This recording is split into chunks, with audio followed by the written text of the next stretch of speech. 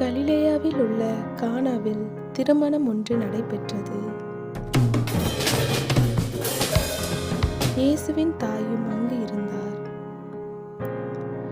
இயேசுவும் அவருடைய சீடரும் அத்திருமணத்திற்கு அழைப்பு பெற்றிருந்தனர்.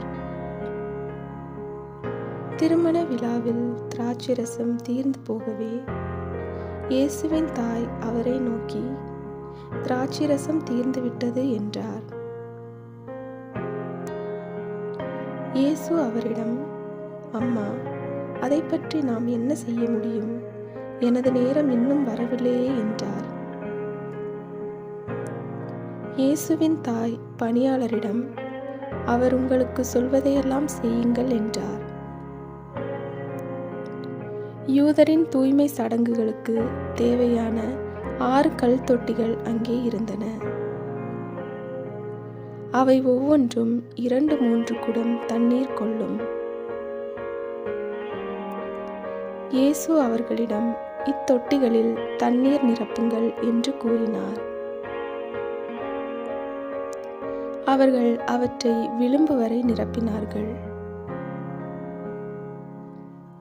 பின்பு அவர், இப்போது மொண்டு பந்தி மேற்பார்வையாளரிடம் கொண்டு போங்கள் என்று அவர்களிடம் கூறினார்.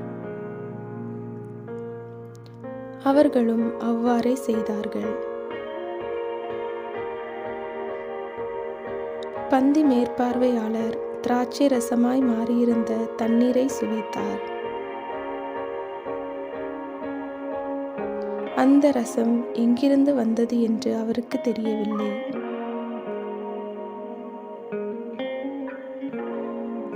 பந்தி மேற்பார்வையாளர் மணமகனை கூப்பிட்டு, எல்லோரும் நல்ல ரசத்தை முதலில் பரிமாறுவர், யாவரும் விருப்பம் போல குடித்த பின்தான் தரம் குறைந்த ரசத்தை பரிமாறுவர்.